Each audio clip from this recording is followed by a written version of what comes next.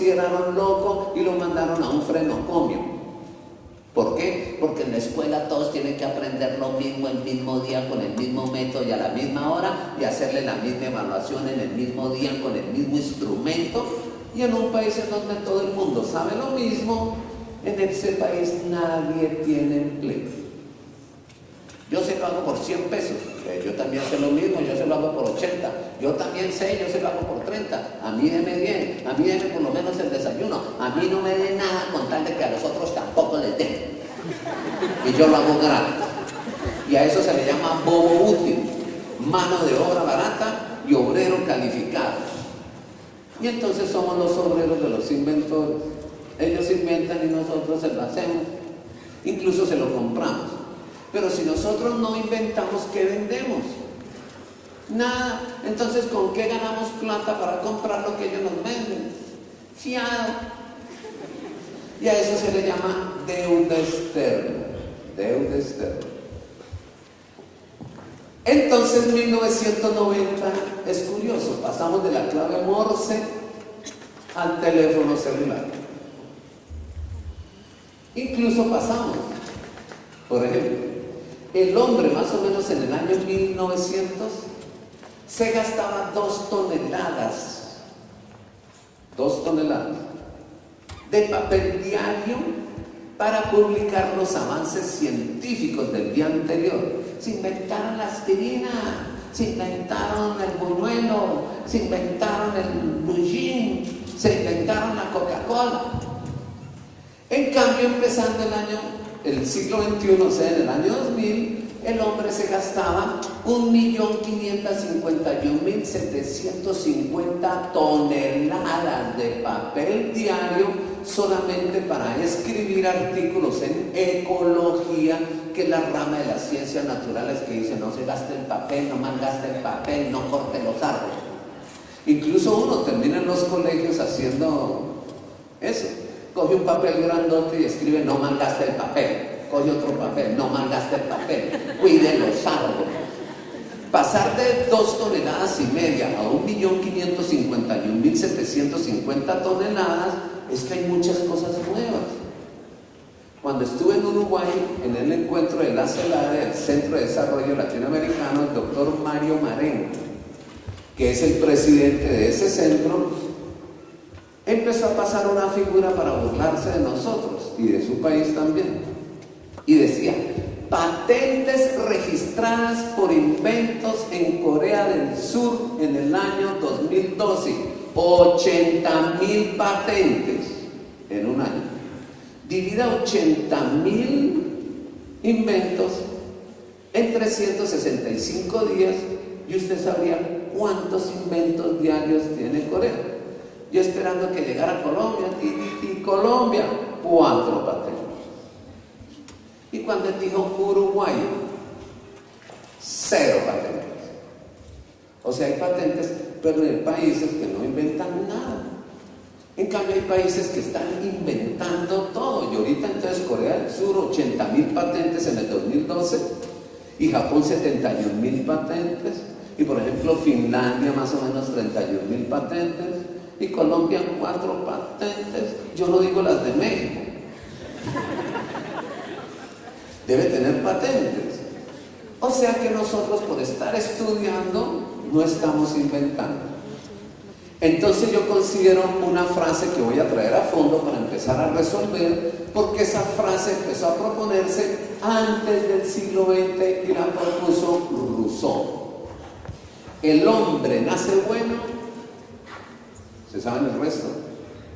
Y la sociedad lo corrompe. El hombre nace bueno, pero la sociedad lo corrompe. Y él dijo, deberíamos inventarnos unos sitios para enseñarle al hombre a no dejarse corromper. El primer sitio es la familia y el segundo sitio es la escuela. Y escuela de todo carácter y nivel, desde pre-kinder hasta los doctorados. O sea que no queda sino un escenario. Porque el hombre pasa por 3 momentos. Su familia, se desteta, va a la escuela y de la escuela va a la empresa. ¿Será que la empresa y los empresarios los que nos corrompen? ¿O será que es la sociedad la que nos corrompe? Pero si él entrara a nuestras escuelas en América Latina, diría, el niño entra bueno a la escuela y la escuela lo daña. ¿Será eso cierto? Yo por lo menos como educador diría que no, pero me he dado cuenta que sí, que la escuela también es un espacio para dañar, cuando no es un espacio para formar, sino solamente para enseñar lo que no sirve. Ahí empieza uno a dañar a las personas. Cuando todos los años que fui rector siempre tomé una característica especial, que el día lunes por la mañana, a primera hora de clase, dictaba clase con niños de transición. O sea, en Colombia lo que se llama el grado 0, o en Colombia es el año en donde termina el preescolar, es el último año de preescolar, para que los niños puedan pasar a primero de primaria.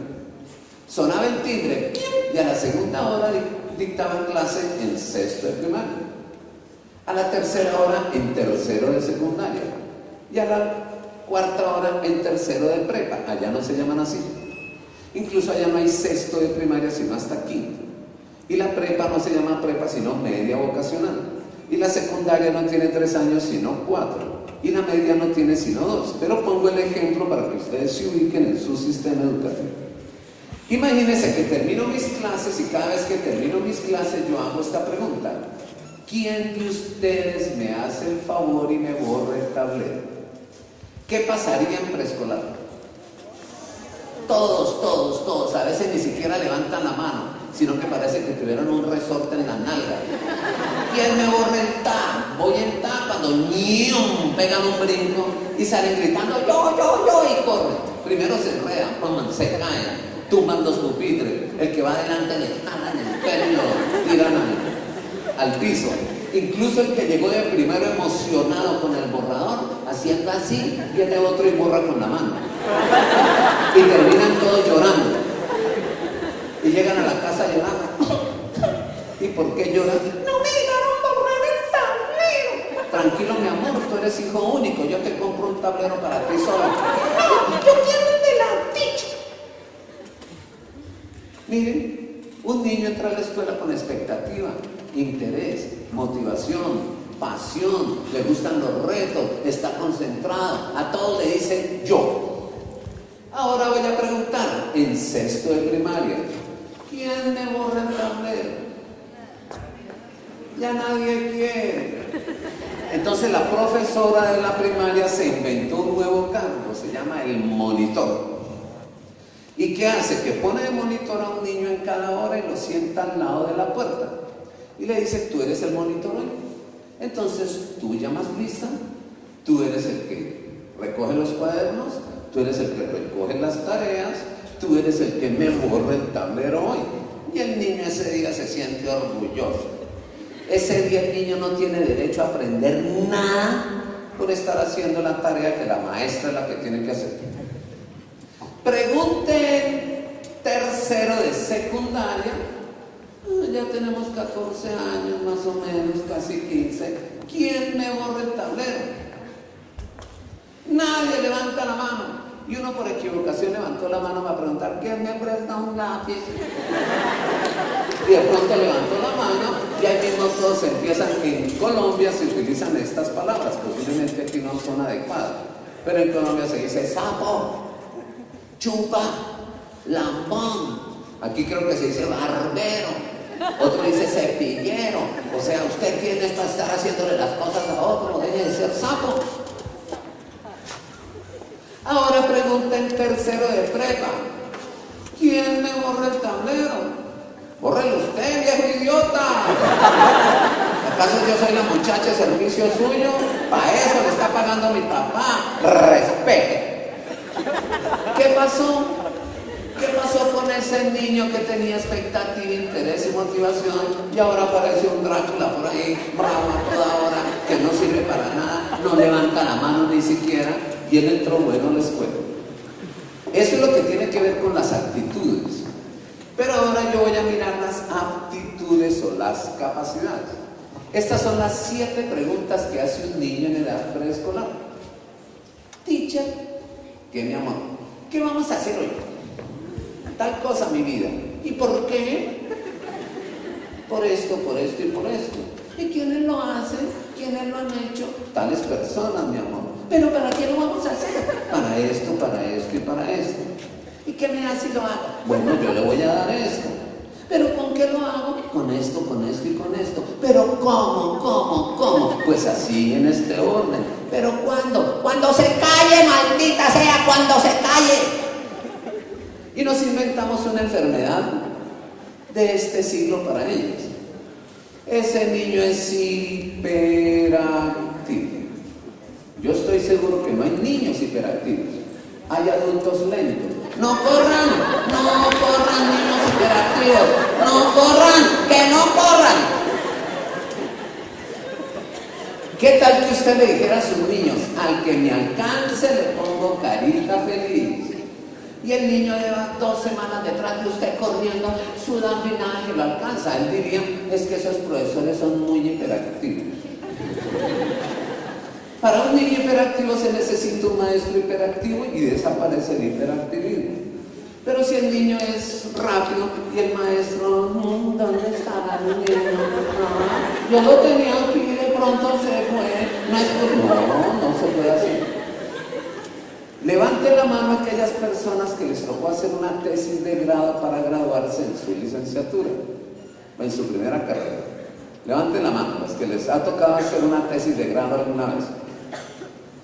Hay muchos que no, pero hay algunos que sí. Miren lo que les tocó hacer a los que terminamos con una tesis de grado.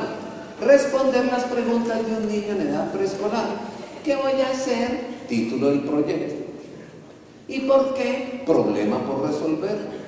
¿Alguien lo ha hecho? Revisión de antecedentes y estado del arte. ¿Y para qué lo voy a hacer? Justificación. ¿Y qué me van a dar si lo hago? Objetivos, valor agregado, bondades, beneficios, aportes e impacto del proyecto. ¿Con qué lo voy a hacer? Factibilidad y recursos. ¿Cuándo lo voy a hacer? ¿Cómo lo voy a hacer? Diseño metodológico. ¿Cuándo lo voy a hacer? Plan operativo y cronograma de actividades. O sea, todo niño entra a la escuela con pensamiento científico. Y la escuela tiene 3 años de primaria, 3 años de preescolar, 6 de primaria, 3 de secundaria y 3 de prepa para quitarse. ¿Por qué? Porque terminamos dictándoles clase en vez de formarles el pensamiento. ¿Cuántas horas de español se dictan a la semana en un colegio en México? Aproximadamente 5, más o menos 1 hora diaria. 5 horas. O sea que más o menos todo niño mexicano recibe 5 horas de español a la semana. Y si son 40 semanas de trabajo al año, todo niño mexicano recibe 200 horas de español al año. Y durante 11 años, desde primero a 6º de primaria, hasta 3º de secundaria y hasta 3º de prepa, entonces recibe 2.400 horas de español. 2.400 horas de español. ¿Y qué dice la universidad? No saben leer, no saben escribir, tienen una letra hedionda, tienen una ortografía pésima. ¿Usted dónde estudió? En todas las escuelas del país estudiamos. ¿Por qué? Porque les dictaron español, pero no les desarrollaron la inteligencia lingüística. Les dictaron aritmética, pero no les desarrollaron el pensamiento lógico. Les dictaron ciencias, pero no les desarrollaron el pensamiento científico. Les enseñaron a tocar una flautica, pero no les desarrollaron la inteligencia musical. Les enseñaron a correr y a jugar a la lleva, pero no les desarrollaron la inteligencia corporal motriz o kinestésica. O sea, mire lo curioso, que la escuela se organizó para enseñar lo que se transmitía y ahora se inventaron un nuevo sistema para transmitirlo, ya no de forma informal y no formal, sino formal. Y nuestros países se inventaron un ministerio y lo llamaron Ministerio de Instrucción Pública. Y pusieron como tarea fundamental para principios de siglo la instrucción, instruir. instruir. Entonces yo voy a mirar porque es que México trabajó de la mano con Colombia, porque precisamente en el mismo año fueron los dos primeros países que empezaron a liberarse, uno en Norteamérica y el otro en Sudamérica. O sea que más o menos los españoles estaban desde el sur de Norteamérica hasta la Argentina, y especialmente por las costas de este lado, del occidente, más del Pacífico, aunque cobijan las del Atlántico también. Instruir. Mire cómo definieron ellos el concepto de educación. Entiéndase por educación el proceso de transmisión de la cultura a través de la enseñanza basada en la instrucción. O sea que a principios del siglo pasado era importante enseñar. A principios de este siglo es importante dejar aprender. Ya no se habla de enseñanza. Incluso a mediados y finales del siglo se hablaba de enseñanza-aprendizaje. En cambio hoy se habla solamente de aprendizaje, aprendizaje autónomo, aprendizaje significativo, aprendizaje colaborativo. Es decir, que en esta época ninguno de nosotros debería estar enseñando. Debería estar inventando métodos, técnicas, procesos, procedimientos, estrategias, programas, proyectos para que el otro pueda aprender. Y eso es lo que están haciendo los software, reemplazando al maestro. Porque la tarea del maestro ya no es instruir, sino que la tarea del maestro, ahora que somos Ministerio de Instrucción Pública, la tarea es educar. Y educar es completamente diferente a instruir. Y esos son los modelos que especialmente vamos a ver. ¿Con qué modelo empezamos este siglo? ¿Y con qué modelo tenemos que empezar este? Para poder entender la problemática. Yo sigo aquí. Y hay una coincidencia curiosa. Ni Dios pone las cosas para que uno las utilice.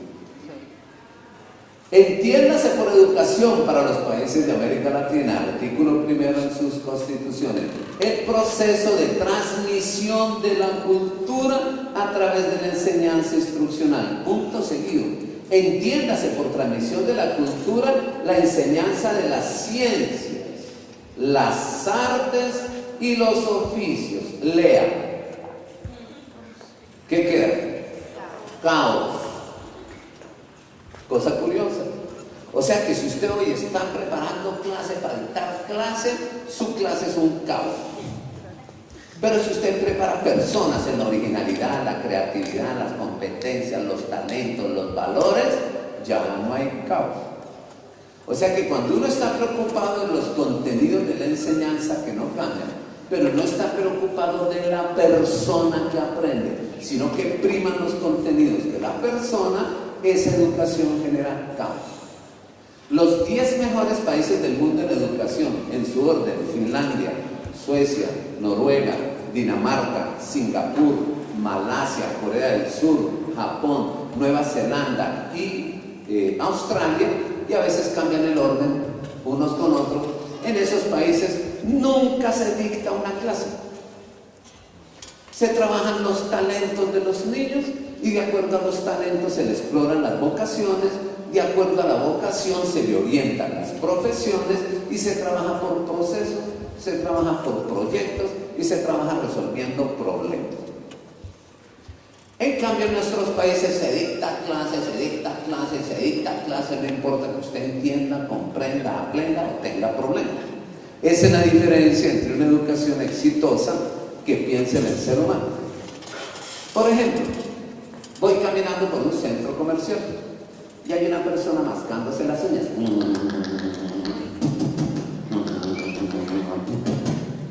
¿Qué hace un latino desde México hasta Argentina? Uy, cochino, no sea marrano. ¿Cómo se va a chupar los dedos aquí delante de la gente? Y fuera de eso, mascándose las uñas y tirarlas al piso. Tenga valores, no sea irrespetuoso. No le enseñaron urbanidad en su casa, no le han enseñado higiene en la escuela. Quién sabe a dónde se habrán rascado, no sea cochino. Le pega un vaciadón y lo insulta. En cambio, ¿qué hace un japonés? Se inventa un cortaúñas. Esa es la diferencia de una escuela que dicta clase y regaña alumnos a un país que mira cuál es el problema y resuelve el problema y le enseña a resolver problemas. ¿Cuándo podremos hacer eso? Y hay unos que dicen, pero no hable bien de Japón, que Japón es el país que tiene más altas tasas de suicidio. Sí, pero los japoneses son más felices en ese país. ¿Por qué son más felices en ese país? Incluso cuando se muere una persona, ¿por qué se ponen felices? Esto tiene su historia. Y la historia es esta. Bomba en Hiroshima. ¡Pum! Este año se cumplieron 65 años de la caída de la primera bomba en Hiroshima. ¡Pum! 70.000 muertos en un segundo. A los 2 días, bomba en Nagasaki. ¡Pum! 35.000 muertos en un segundo. 105.000 muertos en 2 segundos con una diferencia de 2 días. Y más o menos 7 millones de heridos. Los japoneses comprendieron que se habían metido en un lío bombardeando a Pearl Harbor y matando 3.000 nomás. Entonces hicieron esto. Pidieron la paz. Entonces los aliados pues dijeron, démosles algo. Y llevaron curas, no curas sacerdotes, sino curas, esparadrapo, mentiolate, llevaron, ¿cómo se llama esto? Suelo, llevaron carpa, llevaron sábana, llevaron frazada. Y los japoneses dijeron, de ustedes no necesitamos nada. Mire dónde comienza el suicidio. Japonés que no sea capaz de conseguir sus propias cosas por sí mismo y necesite de alguien, no vale la pena que viva. Y no se inventaron el suicidio, sino el harakiri, y se cortan las vísceras. ¿Qué significa? Que si yo voy a pedir limosna, ya es hora de matarme. Que si yo estoy molestando a mi papá, a mi mamá y dependo de ellos y les estoy amargando la vida, ya es hora de matarme. Es una cultura diferente. La cultura nuestra es lo contrario. No dejar salir al niño nunca y tenerlo ahí hasta los 70 años y seguirlo abrazando y besando, y el otro se vuelve un inútil. Volvemos inútiles a las generaciones. En cambio ellos no lo lloran, se alegran porque el otro comprendió que él era el que generaba el problema. Para eso tienen que mirar quién es la persona, porque ellos no van a dejar matar a aquel que tenga alguna limitación y lo van a apoyar. Pero aquel que tiene todas las posibilidades, sin limitaciones, y es una rémora, o sea, vive pegando a los demás y no hace nada por sí mismo, entonces no vale la pena que viva. Mire lo curioso. Entonces diría uno, chévere esos suicidios, que todos estos malandrines que matan a todo el mundo se mataran primero. Uno diría, la sociedad estuviera desarrollada mejor. Entonces, mire cómo se organizó este sistema y con qué modelo pedagógico. El modelo pedagógico es este. Mírenlo ahí. Ese es el modelo pedagógico. Es la propuesta pedagógica tradicional que forma parte del paradigma de la instrucción de principios del siglo XX, construido dentro de la concepción de Ministerio de Instrucción Pública. ¿Qué significa instruir? Decirle al otro lo que yo sé. La mitosis es el proceso mediante el cual una célula madre origina 2 células hijas con las mismas características fenotípicas y genotípicas. ¿Alguna pregunta? Profe, no entendí nada. Problema suyo, yo ya lo dije, usted es el que tiene que entender. Incluso yo gano lo mismo si usted entiende o no entiende. Si usted piensa eso, puede ir a 1901 a dictar clase y le va muy bien. Aquí hoy están diciendo, ese man está como desfasado. Aquí se le paga es para que el alumno aprenda, no para que usted lo grite y lo haga repetir. Es todo lo contrario. Es como si un médico le dijera a la secretaria, si viene algún enfermo no lo reciba, después van a creer que yo fui el que lo enfermé. Solamente reciban a los pacientes sanos para que crean que yo soy buen médico. Por eso la educación de ese siglo pasado se inventó 2 normas que hoy no pueden seguir. Hagan exámenes de admisión bien difíciles para que no entre nadie a la escuela. Segundo, y los poquitos que pudieron entrar a la escuela, invéntese un reglamento escolar para expulsarlos a todos. Yo los felicito, porque si los que están aquí son graduados, ustedes forman parte de los 8 de cada 100 que tienen un título profesional. Y si usted tiene un título profesional, usted es uno de los exitosos en un sistema que nadie quiso que usted se graduara. Y fuera de eso buscaron la forma de sacarlo. Entonces se hacía un examen de admisión, y el que aprobaba el examen de admisión, el colegio decía: sospecho que le dieron los puntos. Entonces hagámosle otro examen, apliquémosle un coeficiente intelectual a ver si el alumno es bueno, y si no, no lo recibimos. Ay, aprobó el coeficiente intelectual, pero algún problema debe tener él. Que lo mire el psicólogo, a veces no es psicótico, neurótico, maníaco, depresivo, esquizofrénico, ciclotímico, hiperactivo, hipocondríaco. Y el psicólogo lo miró y dijo: no, está bien. Usted es una alcahueta, algo malo debe tener. ¿Por qué debe tener algo malo? No tiene nada malo. Entonces el problema es la familia. Entrevistemos a la familia a ver si son ellos los degenerados. No, pero la familia está bien. Entonces algo debe pasar, debe ser que no van a pagar la pensión o no tienen plata. Vaya, miren a ver en la cuenta del banco. Se hizo una escuela para que no entrara nadie, y los poquitos que pudieron entrar se inventaron un reglamento: a los deshonestos, expulsen; a los irrespetuosos, expulsen; a los intolerantes, expúlsenlos; a los irresponsables, expúlsenlos; a los brutos, expúlsenlos. ¿Y qué pasó? ¿Qué se encontraron en las calles? Los deshonestos, los irrespetuosos, los irresponsables, los intolerantes y los brutos se armaron hasta los dientes y hoy están manejando todos los países de América Latina a punta de plomo. Y ahora sí queremos ¿qué? Hacer la paz. No los educó, les cerró las opciones, y ahorita ellos están matando a los honestos, a los respetuosos, a los responsables, a los tolerantes y a los inteligentes. Mi país hizo eso. Por eso tocó fondo. Y cuando uno toca fondo, como los japoneses en la guerra mundial, cuando uno toca fondo, no le quedan sino 2 opciones. No sé nadar, estoy vestido al lado de la piscina viendo a mis amigos, y hay uno que dice: ay, mire, ese bobo no se ha metido, metámoslo. La piscina es la alberca, y lo tiran a uno a la alberca.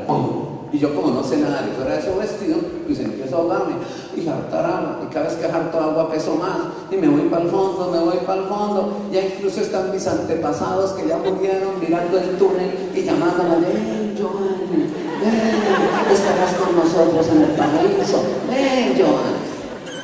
Y yo ya siento que me morí, y por el peso toco el fondo, y mira como el último deseo de sobrevivir, me acurruco y pego un salto, y saco la cabeza, tomo todo el aire que puedo, y puedo tomar 2 decisiones. Una: nunca vuelvo a un paseo ni a meterme en una piscina. Esos son los suramericanos, centroamericanos y norteamericanos. En cambio, otros dicen: esto no me vuelve a pasar 2 veces, voy a aprender a nadar en el océano, a nadar en un charco, a nadar en una alberca, a nadar en un río, donde haya una gota de agua, ahí voy a nadar, porque esto no me ahoga nunca más. Y a eso se le llama resiliencia, y esos son los países que han tocado fondo, como pasó con Yugoslavia, Bosnia-Herzegovina, que vengo de allá de Bosnia-Herzegovina, en Montenegro, y ya Eslovenia, parte de Yugoslavia, Croacia, entraron a la comunidad europea y tienen más dinero incluso que los austriacos. En cambio hay otros de ahí, Albania, Montenegro, Macedonia y Kosovo, decidieron nunca más ir a un paseo. Y ve uno la tristeza de que son gente esperando y mendigando algo y no tienen la capacidad de producir por sí mismos ciertas cosas. Ese fenómeno de resiliencia es importante en los países que han tocado fondo. México está tocando fondo, como lo tocó Colombia hace 30 años. Y hay que impulsarse del fondo, salir adelante y cambiar para siempre las condiciones que nos hicieron estar en desventaja. Por eso entonces es importante mirar esto. Estamos en 1900, siglo XX. La definición de educación, mire cómo era. Es el proceso de transmisión de la cultura a través de la enseñanza instruccional. O sea que para eso hay que instruir. ¿Y qué instruimos? Enseñemos las ciencias, enseñemos las artes y enseñemos los oficios. Pero hay una cosa curiosa, pasó en mi país, no sé aquí qué pasó, que las artes y los oficios se consideraron poco importantes. Y se consideraron poco importantes porque se dio más importancia a que fuéramos científicos hace un siglo. No seres humanos, sino científicos. Imagínense 125 millones de científicos, ¿no?, en México, pero ninguno como ser humano. Ese puede ser también un problema. En Colombia había un área que se llamaba coprogramáticas, y en las áreas coprogramáticas metieron las artes y los oficios. Cuando yo voy al médico, porque sufro del colon transverso, porque en cada país la comida es diferente, el horario es diferente, y entonces yo me tengo que acostumbrar a dónde voy. Voy a un gastroenterólogo y él me manda a hacer un coprológico, coprogramático, coprológico. O sea, vaya, miren que tienen sus heces fecales, coprogramáticas. ¿Por qué se utilizó el mismo prefijo de origen latino? Copro, que significa aquello que no se asimila, aquello que se desecha, aquello que el organismo considera poco importante, no lo metaboliza y prefiere sacarlo. Y la Escuela de América Latina decidió sacar las artes de los programas, sacar lo que tiene que ver con los oficios, con aquello que vive la gente y se expresa la gente en aras de que aprendan especialmente ciencias. Y se preguntaron qué ciencias enseñamos. Y entonces dijeron ciencias humanas, ciencias sociales, ciencias naturales, ciencias de la matemática y ciencias del lenguaje. Y la gran mayoría de horas de clase en las instituciones educativas están relacionadas con esas horas. Si aún pasa eso, es que estamos muy amarrados al siglo pasado. ¿Qué les enseñamos en ciencias humanas en ese tiempo, hace un siglo? Enseñémosles filosofía, pero dentro de la filosofía enseñémosles ontología, noseología, epistemología, ética y estética, y completémosles con religión.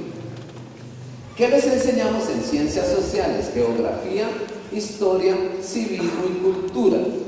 ¿Qué les enseñamos en ciencias naturales? Ciencias del mar, ciencias de la tierra, ciencias del universo, biología, química y física. ¿Qué les enseñamos en matemáticas? Aritmética, geometría, álgebra, trigonometría, cálculo integral y cálculo diferencial. ¿Y qué les enseñamos en literatura? En lenguaje, fonética, fonología, semántica, sintaxis, gramática, ortografía y literatura. Literatura universal, literatura americana y literatura mexicana o literatura colombiana. ¿Qué les enseñamos en artes? Artes plásticas y artes escénicas. En las artes plásticas, pintura, dibujo, modelado, recortado y escultura. ¿Y qué les enseñamos en las artes escénicas?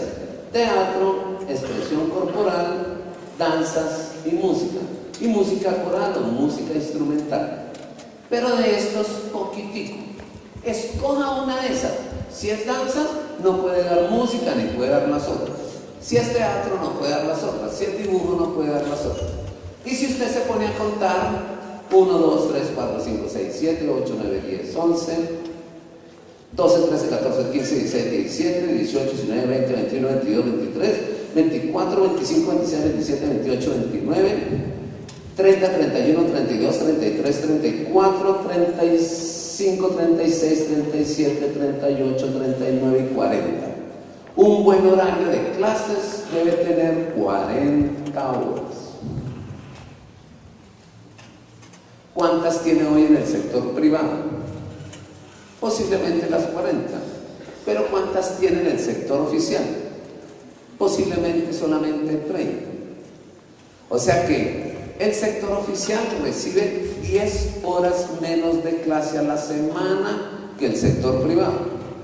Uno puede entrar de pronto a las 7 de la mañana y salir más o menos a las 2:30, 3:30 de la tarde.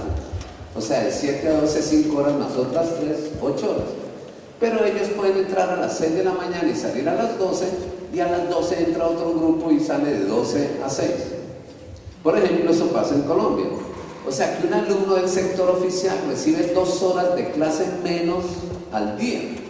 En una semana recibe 10 horas menos.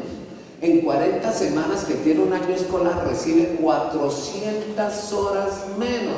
Y en 12 años, desde primero de primaria hasta tercero de prepa, recibe 4.800 horas menos de clase. Por eso es que no entran a las universidades, por eso es que les va mal en las pruebas. Y uno cree que es que porque son pobres. No, es porque decidimos quitarles 4.800 horas de formación en aras de yo no trabajar más. Eso es un problema. Y eso es una injusticia, especialmente con los pobres. Entonces, frente a esto, empieza a aparecer una tarea fundamental. Primero, profesor, ustedes deben parcelar, programar y planear los contenidos programáticos. Parcelar, programar y planear. ¿Qué significa parcelar? Eso es como hacer una parcela en una finca. Parcelar significa, dígame qué va a enseñar y cuándo. ¿Estamos? Pero ¿qué significa programar? Dígame con qué método va a enseñar. ¿Cuáles son las actividades que va a realizar? ¿Cuál es el texto guía que usted va a utilizar? ¿Cuáles son los recursos que requiere? Y ya que tiene todo eso, ahora sí planee, propóngase un objetivo. Y empezamos a cometer un acierto que hoy es un error. Que el profesor debe entrar 1 o 2 semanas antes de que los alumnos entren a la escuela. Como aquí más o menos es lo que Colombia llamaría calendario B, nosotros empezamos año escolar, es en enero. En cambio aquí en estos países, por el influjo especialmente del norte, pues los colegios entran a mitad de año. Y el año, por ejemplo, va de verano a verano. No va de diciembre y enero hasta el otro, sino que ustedes posiblemente hace poquito entraron a clases y hasta ahora llevaron 1 o 2 semanas del mes de agosto trabajando, y hasta ahora están empezando a conocer los alumnos. Pero uno vino antes a planear y programar. O sea, no conozco los alumnos, pero ya sé qué les voy a enseñar y cuándo, con qué método, con qué estrategias, con qué recursos, y ni siquiera el alumno ha venido. Entonces, en ese sistema, lo mejor es conseguirse un brujo, un hechicero, un vidente, una persona que prediga el futuro y que le preste una bola de cristal para que usted en la primera semana de agosto empiece a mirar la bola y decir: la tercera semana de septiembre voy a dictar esto, en la quinta semana de octubre voy a dictar esto, en la segunda de noviembre voy a dictar esto. Y como usted prepara lo que quiere dictar, pero no lo que necesita aprender, entonces lo más probable es que por eso no le aprenda. Se acordarán de mí que en un poco tiempo, depende de las características de los ministerios de educación, de las secretarías de educación, de las supervisiones educativas, etc. Muy gracias. ¿Me acuerda de volverse? A lo que haga. Contenidos programáticos. Usted ya parceló, programó y planeó, pero sus alumnos no han llegado. O sea, usted planeó idealmente, pero no de forma real. Usted todavía no los conoce. Y como preparó contenidos, entonces usted va a pensar que nunca va a alcanzar a dar los contenidos y no se va a preocupar del niño ni del adolescente, sino del contenido. ¿Estamos? Ese es el problema.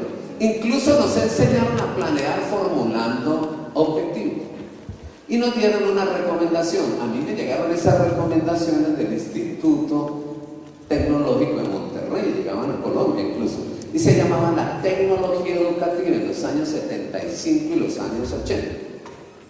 Para formular bien un objetivo usted necesita 3 elementos fundamentales. Primero, un verbo en infinitivo terminado en ar, er, ir. Y les anexo la lista de los 216 verbos en infinitivo que se pueden utilizar para trabajar las escalas de conocimiento, comprensión, aplicación, análisis, síntesis y creatividad. Segundo, después del objetivo usted debe escribir las condiciones de ejecución. Y tercero, los criterios de evaluación. Por ejemplo, identificar, verbo en infinitivo, a través del microscopio electrónico, condiciones de ejecución, por lo menos 10 partes de la célula, criterios de evaluación. Giovanni, ese objetivo le quedó excelente. Sí, pero aquí no hay microscopio electrónico. Entonces, ¿por qué lo puso ahí? Para ver si algún día me compran uno. Siempre escribimos lo que vamos a hacer y usted tiene la certeza y la evidencia de que nunca lo que usted escribió eso ocurre. Pero usted tampoco se puede ir a improvisar. ¿Qué clase quieren hoy? Ninguna, le contestaría.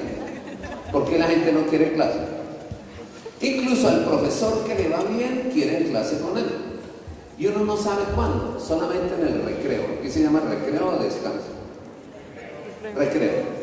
Usted está en el recreo, se está tomando un cafecito y vienen sus alumnos a bajarle la bata del laboratorio y a jalarle los calzones. Profesor, profesora, este recreo está muy malo, no nos divertimos, díctenos clase, enséñenos todo lo que usted sabe. En el recreo, profe, sí, en el recreo, nosotros queremos aprender. Si a usted le pasa eso, es que usted es un maestro de este siglo, es un mediador. Pero si usted ni siquiera ya se acabó el recreo y usted va para el salón y escucha, ahí viene el viejo, ahí viene la vieja, escóndanse, escóndanse, escóndanse, salgan corriendo, cierren el salón, échenle llave, si no hay llave, quémenlo, quémenlo. Es que usted es del siglo pasado y ya ni siquiera sus alumnos quieren verlo ni lo esperan. Eso significa que ahí hay que producir una transformación. Nunca deje de hacer lo que sabe hacer bien, pero siempre transforme y mejore aquello que le está dando malos resultados. Porque yo no puedo dejar de hacer lo que me sale bien para improvisar a hacer lo que todavía no sé. La transformación no es hacer lo que otro me dijo, es yo encontrar cuáles son mis propias carencias y mejorar y progresar. Entonces vamos a organizar un poco de contenido y ese poco de contenido se van a volver en lo que se llama un plan de estudio. No existía el término currículo. El primero que empieza a pensar en el término currículo es John Dewey. Y él, en 1914, empezando la Primera Guerra Mundial, la guerra no le deja desarrollar sus propósitos.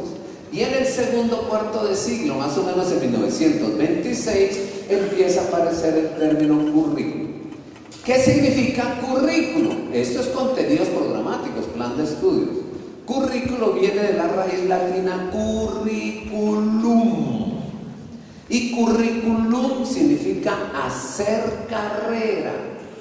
Y hacer carrera significa hoy mejor que ayer y peor que mañana. Hoy mejor que ayer y peor que mañana.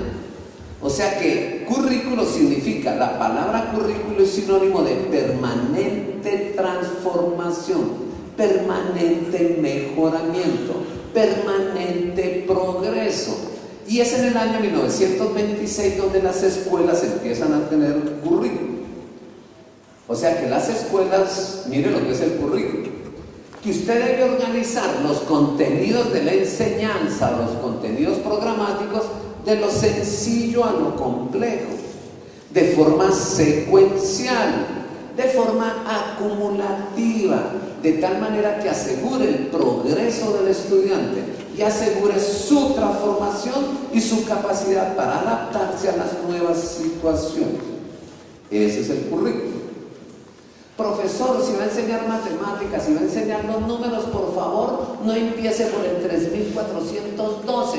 Y usted diga, supongo que saben los anteriores. No, empiece por el 1. Profesor, si usted va a enseñar a leer y a escribir, no empiece a leer el libro de Ernest Hemingway, El viejo y el mar. Empiece por las vocales y las consonantes y vaya de lo sencillo a lo complejo. Nunca crean ni supongan que el otro debe saber lo que usted cree que debe saber. Conózcanos y organícese así. Por eso cuando uno va a trabajar en alguna institución educativa, lo primero que le piden es el curriculum vitae, y se escribe vitae. Curriculum vitae. ¿Y qué significa el curriculum vitae? Su hoja de vida, su proyecto de vida. ¿Cuál es la carrera que usted ha hecho con usted mismo? Y de pronto voy a trabajar a la edad que tengo y escribo currículum vitae, para ver si me contratan en un colegio. Llevo 40 años de mi vida enseñando español en el colegio La Sagrada Vagancia, jornada de la mañana, y en el perpetuo recreo, jornada de la tarde. Punto. Ahí, toda mi vida resumida en 3 renglones. ¿Y ahora qué más pongo yo? Voy a poner que tengo 40 años de experiencia. Usted no tiene 40 años de experiencia. Usted tiene una sola experiencia que le duró 40 años. Son 2 cosas completamente diferentes. O sea, usted tiene una actividad repetida tantas veces que por culpa de eso usted no tiene currículo. ¿Quién lo va a contratar? Este no sabe si le va a dar español en sexto. Y yo no necesito para eso sino de primero a quinto o de séptimo para arriba, o de primero de secundaria para arriba. Entonces miren lo que está pasando con las instituciones educativas, que el currículo de las instituciones educativas es directamente proporcional al currículo de sus maestros. Maestro que tiene currículo, que ha mejorado, que ha progresado, que ha evolucionado, entonces es un maestro que hace que la escuela en la que trabaja mejore y permanentemente progrese. O si no, es el ancla. Aquí esto siempre se ha hecho así. Mal hecho, porque entonces no ha producido cambios ni transformación. Para eso entonces, ¿a quién contratamos? Y miren lo que dijeron a principios del siglo: a un profesor. ¿Qué es un profesor? Quítenle la O y la R, ¿qué queda? Profes. Y ahora póngale guionista, profesionista. O en Colombia, póngale guional, profesional. O sea, una persona que tiene una profesión. Profesor es el que ya tiene una profesión. En cambio, maestro es el que teniendo una profesión, fuera de eso sabe enseñar la profesión. O sea, tiene pedagogía, tiene didáctica. Pero primero el profesional, pues como es profesional o profesionista, entonces tiene un contenido. Por ejemplo, Giovanni, ¿usted qué estudió? Y yo digo, soy agrónomo. Eso es mentira, es para el ejemplo. Soy agrónomo. ¿Y usted que es agrónomo, en qué trabaja? Soy floricultor. Yo produzco claveles y rosas para vender en San Valentín. De eso vivo dignamente. Ay, usted que sabe de las flores, me puede dar unas clases de flores en el colegio. Ahí dígame unas clases de flores. Bueno, está bien. No necesito ni siquiera que prepararlas. No es que soy agrónomo y floricultor. El problema es enseñarlas. Y llegó el primer día de clase, queridos alumnos, me pusieron a que les hablara de las flores. Las flores se encuentran en los pedúnculos florales. Profe, no hemos visto que es un pedúnculo floral. Pues sale de los panículos de las hojas. Profe, pero no hemos visto que es un panículo de las hojas. No, me cree idiota, cuelga de las ramas. Profe, pero no hemos visto las ramas, pues salen del tallo. Profe, pero no hemos visto el tallo, sube de la raíz. Pero no hemos visto la raíz, que la va a ver si está enterrada. ¿Usted me cree menso o tarugo? Y se pone bravo. Si usted siente toda esa rabia, usted es profesor. ¿Por qué? Porque usted supone que el otro ya vio la raíz y lo repitió 3 veces. Y el profesor ya en el cuarto semestre dice, ay, este loco nunca va a aprender esto, mejor le pongo el 6 y me lo quito, si no voy a verlo toda la vida en clase. Por eso se les hunde un pavimento. Con mayor razón se les cae un puente. Imagínese un abogado que sacó 6 sobre 10 en derecho laboral y yo lo contrato por un problema laboral. Tengo el 40% de posibilidad de perder el caso, a no ser que el abogado de la contraparte haya sacado 4 o 3 sobre 10 o 1 sobre 10. Los errores de los médicos están en los cementerios. ¿Quién cree en ti, Señor? No morirá para siempre. Los errores de los abogados están en las cárceles. Los errores de los ingenieros están debajo de los puentes. Pero los errores de los educadores, aquí los estoy viendo todos. Porque fue el educador el que permitió que fuera un médico mediocre, que fuera un ingeniero mediocre, que fuera un abogado mediocre. No es que todas las profesiones pasan por nuestras manos. Un profesor, un maestro, un educador no puede ser mediocre. No puede estar ahí formando a otro en las cosas que él no ha podido formar en sí mismo. ¿Estamos? Entonces, mire dónde comienza ese problema. Califico y de acuerdo a la calificación, entonces yo digo quién pasa o quién no pasa, quién aprueba o quién no aprueba. Y a veces establecemos unos criterios no apropiados para la calificación. Primer profesor que tuve en la Universidad Nacional de mi país, no digo el apellido porque de pronto es familiar de alguno, pero éramos 60 alumnos en primer semestre y él entró con un chaleco amarillo, nunca se lo quitó, creíamos que había nacido con él pegado, se ponía así, eso era el último grito de la moda, el último grito de la sabana, se creía el ombligo del mundo, nos miró a los 60 hacia los ojos como durante 5 minutos, no decía nada, hasta que al fin dijo, de ustedes 60 no aprueban sino 3, miren a ver cuáles son los 57 que van a perder. Desde el primer día ya dijo, hay que dañar a 57. Y después se volteó y no nos volvió a mirar, se puso la mano aquí, miró para el techo y dijo, el 10, voy a ponerle en términos de aquí, el 10 es para Dios, el 8 para el autor del libro, el 7 para el profesor, o sea, para mí, y de 6 para abajo para ustedes. Y los 3 que aprobamos sacaron 6 sobre 10. Yo no, única materia que perdí en mi vida. Por eso no se me olvide ese señor. Desde antes ya saben que nos va a rajar. ¿Y por qué se siente ese deseo en el siglo pasado de rajarnos? Aquí se utiliza el término rajarnos. O sea, desaprobar a los estudiantes. La escuela se hizo para quitarle a los alumnos en vez de darles. Por ejemplo, alumno que llegue tarde le baja un punto. Y los que llegamos temprano, esa es su obligación. Alumno que no trajo el cuaderno, le pongo un 0. Y los que sí lo trajimos, pues escriban ahí. A nadie le nació regalar algo. A todos nos nació quitarte todo. O sea, ustedes son resultado de una educación que fue mezquina con ustedes. Y aún así se graduaron. Ustedes son los exitosos de este país. Los que tienen un título profesional, pero usted dentro sabe que su título es 6 sobre 10, que usted tiene un poco de carencia, que a usted le falta mucho. Por eso hasta ahora en este siglo se está hablando de calidad, eficiencia, eficacia, efectividad, pertinencia, mejoramiento, acreditación, certificación. Hasta ahora por primera vez llega a las escuelas el deseo de ser excelentes en vez de ser mediocres. ¿Por qué? Porque necesitamos construir países diferentes en América Latina, países excelentes. Y este es un convenio entre todos los países. Entonces, entrando en este siglo, ya casi van a ser las 11, en 7 minutos estarían. Miren qué ocurre. Cham, cham, cham, cham. Ahora va a haber un tsunami aquí. Todo tsunami repica. ¿Lo vieron? Hoy ya no se habla de alumnos. Hoy se habla de educando. ¿Qué es educando? Que la tarea de hoy, como decía aquí, ya no es instruir, sino educar. Y educar viene de educere. Y educere significa sacar del otro lo que el otro es.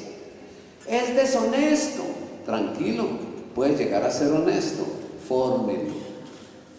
Es irresponsable, tranquilo, puede llegar a ser responsable, fórmelo. En Colombia salió una norma, prohibido hacer exámenes de admisión en Colombia, punto. Todo niño debe entrar a la escuela. Segundo, prohibido expulsar a un alumno. Y los maestros empezamos a decir eso. ¿Y entonces yo qué hago con los deshonestos? Usted tiene 12 años para enseñarle a ser honesto, a no ser que usted sea el deshonesto. ¿Y qué hacemos con los irrespetuosos? Usted tiene 12 años para enseñarle a ser respetuoso, a no ser que usted sea el irrespetuoso. Ya lo estoy respetando, pensando que es irrespetuoso sin conocerlo bien. ¿Y qué hacemos con los irresponsables? Usted tiene 12 años para enseñarle a ser responsable, a no ser que usted sea el irresponsable. ¿Y qué hacemos con los intolerantes? Usted tiene 12 años para enseñarle a ser tolerante, a no ser que usted sea el intolerante. Y mire que ya lo está intolerando. ¿Y qué hacemos con los brutos? Usted tiene 12 años para enseñarle a ser inteligente, a no ser que usted sea el bruto. ¿Y qué hacemos con los ciegos? Aprenda braille. ¿Y qué hacemos con los autistas? Aprende el método Glenn Goldman. O sea que los que tenemos que aprender somos nosotros. Sí, al fin entendieron. Porque si ellos están yendo a la escuela, eso porque carecen de todo. Y los que más carecen fuera de los niños son los adolescentes. ¿Por qué creen que se le llama adolescentes? Viene de adolescere. ¿Qué significa? Le falta todo. Le falta carácter, le faltan hormonas, le falta madurez, le falta más inteligencia. Por eso todavía están con usted. Cuando tengan todo eso, sáquelo de la casa y sáquelo de la escuela, pero no antes de que lo tengan. ¿Por qué? Porque lo daña y la sociedad termina dañándolo. Si lo está dañando su familia que lo quiere y lo está dañando la escuela que pagan para que no lo dañen, pues con mayor razón lo va a dañar la sociedad. Si la escuela no asume esas tareas, ese es un problema. Educere, sacar del otro, pero con el sufijo ando. Hay una canción mexicana que yo he oído en mi país. Ando volando bajo. ¿Quién? ¿Yo? Yo soy el que ando volando. No es usted, profesor, volando en clase por mí, soy yo. Si soy alumno, sí, usted es el que vuela por mí. Pero educando significa que yo, gerundio, soy el sujeto agente activo de mi propio desarrollo. Yo soy el constructor de mi propio proyecto de vida. Yo soy el constructor de mis propios conocimientos.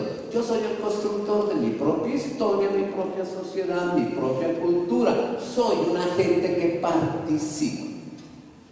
Por eso hoy los jóvenes quitaron de la presidencia al presidente de Túnez, después al de Egipto, después incluso terminaron matando al de Libia. Ya se están dando en la jeta por allá en otro lado. En mi país, los jóvenes no han dejado hacer la próxima Ley General de Educación Superior y las universidades no han podido cambiar porque nunca han tenido en cuenta quien aprende, sino que todo se ha hecho en función de quien enseña. Nunca ha habido sindicatos para el que aprende, sino sindicatos para el que enseña. O sea, en el siglo pasado, el profesor echaba a los alumnos. En este siglo, los alumnos deciden qué profesor debe largarse.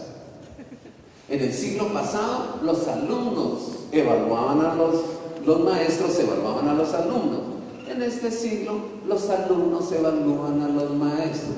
Y al que no entienda eso, es que está para trabajar en el siglo pasado. Hoy los procesos son completamente diferentes. Se necesita que este educando adquiera no solo conocimientos, sino algunos aprendizajes. Esos aprendizajes son 10 que voy a decir más o menos rápido. Aprender a ser buena gente, aprender a sentir afectivamente, aprender a actuar ética y moralmente, aprender a vivir dignamente, aprender a convivir asertivamente, aprender a saber académicamente, aprender a saber hacer laboralmente, aprender a pensar cognitivamente e inteligentemente, aprender a aprender autónoma y significativamente, y aprender a emprender resolviendo problemas inteligentemente. Ahí no dice aprender matemáticas, sociales, naturales, español. Con las mismas áreas debemos facilitar que la persona aprenda a hacer, sentir, actuar, vivir, convivir, saber hacer, pensar, aprender y emprender. Mire lo curioso. Para eso entonces se necesitan no profesores que digan lo que saben, sino educadores, elúcheres, personas capaces de potenciar los talentos de otro, para que el otro aprenda por sí mismo y con lo que aprende inteligentemente resuelva sus problemas que le tocó vivir en la vida cotidiana. Yo no escogí mis padres ni mi madre, tampoco escogí mis hijos, tampoco escogí haber nacido en el sitio que nací y en las condiciones excelentes o pésimas y deplorables que tengo. Yo lo único que escogí fue mi proyecto de vida y salir adelante, sean las condiciones que sean. Entonces yo voy a hacer una pregunta y ustedes me la van a contestar honestamente. 11 preguntas voy a hacer. ¿Ustedes creen que entre 1900 y el 2013, en los últimos 113 años, usted cree que haya cambiado la historia de México? Diga sí o no. ¿Cree que haya cambiado la familia en México? Familia de 14, 15 hermanos, a familia de 6, después de 3, después de 2 y ahora de 1 y sin papá. Madre soltera. Más o menos ya el 39% de los niños no tienen hermanos y son hijos de madre soltera. Y de esos, el 14% mayores de 45 años tienen hasta ahora su primer hijo. Y ni siquiera le dicen al marido, al que la fecundó, porque ni siquiera marido es, que es hijo de él para no tener problemas con él y para que no se lo quite. Fácil, profe. Lo quemamos, botamos las cenizas, recogemos los vapores de agua, vamos al laboratorio de química, lo pasamos por un condensador, lo pasamos a estado líquido y metemos el agua en un tubo de Hoffmann o tubo de hidrólisis, separamos el hidrógeno del oxígeno. Y si el hidrógeno era el comburente, el oxígeno debe ser el combustible, debe prender. Prendió, profe. Y yo le digo, excelente. Ya puede pasar al tema siguiente. Así no fue la escuela. Si el alumno saca 10 sobre 10, pase al tema siguiente. Si sacó 8, pase al tema siguiente. Si sacó 6, pase al tema siguiente. Si sacó 4, pase al tema siguiente. Si sacó 2, pase al tema siguiente. Si sacó 1, pase al tema siguiente. Si sacó 0 porque no vino la vez pasada, pase al tema siguiente. Como usted se sentó a organizar temas, entonces en la mente no tiene sino, ay, falta el tema siguiente, pasemos al tema siguiente, nunca voy a alcanzar al tema siguiente. No me importa si entiende o aprende o no aprende, si eso le sirve para la vida, no me importa. Lo que me importa es no atrasarme en los temas siguientes. Ese es un problema. Pero si usted prepara de forma diferente y lo que quiere es que le entienda, le mejora procesos cognitivos. Si lo que quiere es que él trabaje, le genera competencia. Si lo que quiere es que él trabaje de la forma eficiente, eficaz y efectiva, le cualifica los desempeños. Y los contenidos no desaparecen, se ponen al servicio de las otras cosas. ¿Cuál es el problema? De que así se podía graduar usted en el siglo pasado con el constructivismo. Lo construí, lo hice. Pero ¿cuál es la diferencia entre un educador y un mediador? Que el educador hace lo mismo, hacia el tema siguiente. Exactamente. Pero cuando la persona lo produjo, entonces hace la última pregunta. Bueno, usted que ya produjo el hidrógeno, el oxígeno, ¿de qué le sirve a usted saber que este papel tiene oxígeno? para pasar química, profe. En cambio hay otro que dice, profe, yo he visto una cosa. Yo he visto que aquí en Morelos, aquí en Huautla, o en Cuernavaca, o en otras poblaciones, no reciclamos el papel, ni el papel periódico, ni el papel carbón, ni ningún tipo de papel. Entonces yo estoy pensando que si todos los papeles son carbohidratos, y los carbohidratos tienen carbono, hidrógeno y oxígeno, y yo tengo el método para poder producir oxígeno, entonces yo quiero reciclar todos esos papeles, alquilar una bodega, y después de alquilar esa bodega, entonces guardar ahí esos papeles, cuando la tenga llena, quemar los papeles, producir el agua en estado de vapor, ir al laboratorio de química, pasar el estado líquido y ahora separar el hidrógeno del oxígeno y guardar el oxígeno en balas para venderle esas balas a los centros de salud, a los hospitales, a las droguerías, para que algunas personas las compren, todos esos que sufren de asma o que les da neumonía, bronconeumonía. Voy a inventarme una fábrica que se llame Agafano y con eso voy a vivir dignamente, le voy a dar trabajo a mucha gente y le voy a comprar una casita a mi abuela que nunca tuvo casa. Y el profesor, el educador dice, excelente, para eso usted aprendió. En cambio el mediador no. El mediador le dice, excelente pensamiento, ¿de qué tamaño va a ser la bodega? ¿Cómo así que de qué tamaño? Si usted me dijo que iba a ser una bodega, ¿de qué tamaño la va a hacer? Yo no sé todavía. ¿Y por qué no sabe? Porque no he recogido el papel, entonces no sé cuánto papel hay. Entonces, ¿qué le tocaría hacer? Pues hacer un diagnóstico de las regiones y las ciudades en donde se produce más papel y de pronto yo me voy para allá. Eso es distinto. ¿Y ahora cuánto papel va a recoger? Todavía no he hecho el inventario, pero si usted lo recogiera, ¿qué haría? Pues iría y montaría la bodega en el sitio en donde más papel tenga.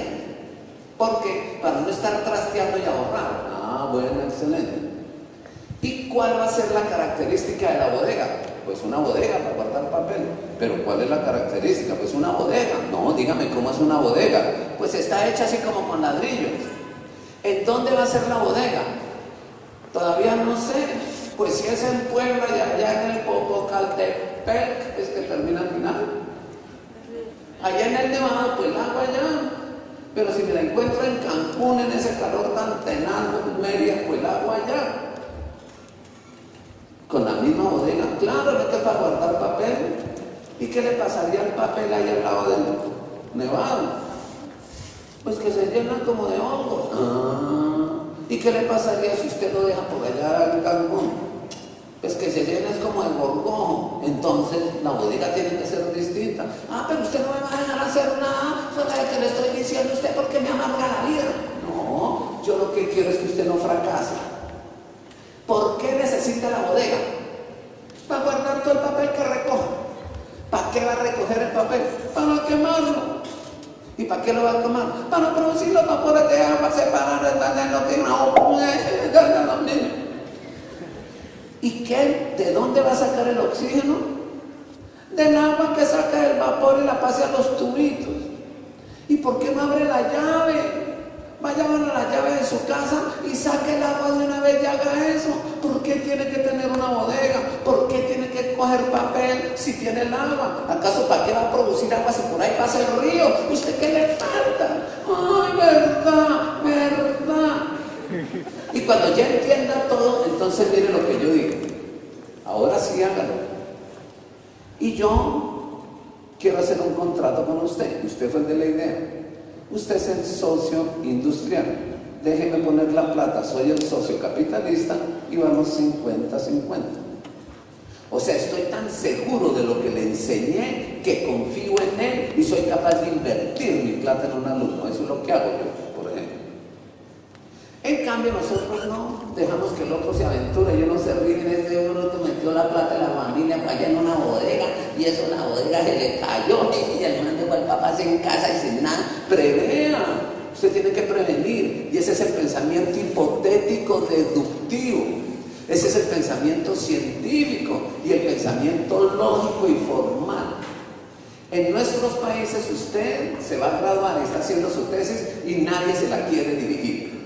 Nadie quiere que usted resuelva el problema que usted tiene. Incluso si alguien se la dirige, no creen lo que usted está haciendo.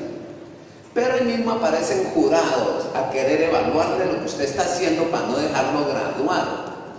Pero usted termina de graduarse, incluso la tesis fue meritoria, y entonces el director de la tesis le quita el trabajo y se lo pone a nombre de él.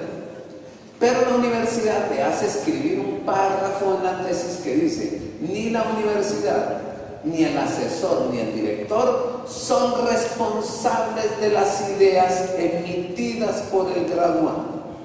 O sea, ni siquiera la universidad cree en los alumnos que forma, o si no, no haría escribir eso.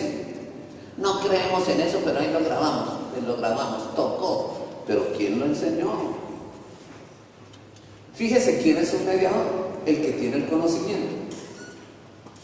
Con didáctica y pedagogía se hace entender, pero tiene el método científico, las técnicas para demostrar, comprobar y verificar. Pero tiene también la capacidad de generar procesos y proyectos para que el estudiante resuelva problemas y construya sus propias alternativas. Pero debe asegurarse que todas esas actitudes, estos son los logros actitudinales, estos son los logros conceptuales, estos son los logros procedimentales, estas son las competencias y estos son los desempeños. O sea, que la persona haga las cosas de la mejor manera, con la mejor calidad, en el menor tiempo posible, utilizando el mínimo de recursos, ahorrando lo que puede, haciendo lo mejor. Y a eso es a lo que se le llamaría un mediador. Entonces, pasar de profesor a maestro, ¿qué tengo que hacer? Tener el conocimiento. Ya lo tengo, incluso dicto la materia hace mucho tiempo, entonces me voy a perfeccionar en estrategias didácticas. ¿Para qué? Para que mis alumnos me entiendan, y voy a mejorar. Como ya me entienden, ya quieren ir a clase, ya no soy mal geniado, se me arregla el genio, incluso empiezo a sentirme como más exitoso. Ya le entienden, pero no le aprenden, entonces hago unos cursitos de técnicas de investigación, adquiera métodos, técnicas, procesos, procedimientos, vaya a la práctica y en la práctica demuestre lo que está diciendo. Y usted incluso se vuelve más seguro y los alumnos tienen más confianza. Ahora que les demostré que yo sé, ahora que les demostré que les expliqué y me entienden, y ahora que les di los métodos y les demostré que los métodos sirven, ahora sí me quito y usted trabaja solo.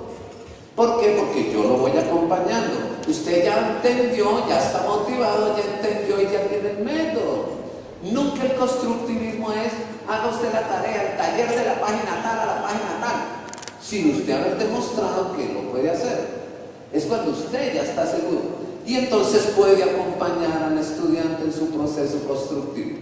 Y cuando él logró alcanzar el proyecto en el resultado que él esperaba, ahora sí le dice usted está maduro para que salgamos y miremos en el exterior del colegio qué problema podemos resolver y hagamos una pasantía allá y ayudemos. Y no cobremos. ¿Por qué? ¿Yo les cobré por el conocimiento? No. ¿Estamos? Pasar de aquí a aquí se llama capacitación. Pasar de aquí a aquí se llama actualización. Pasar de aquí a aquí se llama perfeccionamiento. Y pasar de aquí a aquí, capacitación, actualización y perfeccionamiento. O sea, pasar así, a eso es a lo que se le llama formación. Entonces, ahorita necesitamos hacer como un modelo de formación de formadores. Que aprendan a hacerse entender, que aprendan a poner a trabajar a los alumnos, pero de forma inteligente para resolver algún tipo de problema. Resulta que la pedagogía se gastó 100 años para llegar aquí.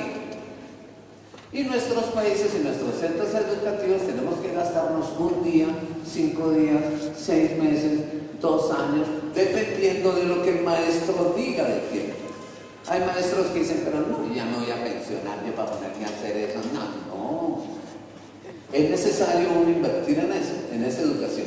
Hágase de cuenta que sus alumnos son sus hijos. y lo verá que a usted le gustaría dar todo por ellos. Pero si cree que el otro ahí es el que me molesta, el que me estorba, pues uno de pronto posiblemente no cambia. Aquí solamente enfocamos la mano derecha. Saber hacer, pensar, aprender y emprender. O sea, yo lo sé, pero yo lo sé hacer. Y yo lo sé hacer excelente. Y con eso sé resolver algún tipo de problema.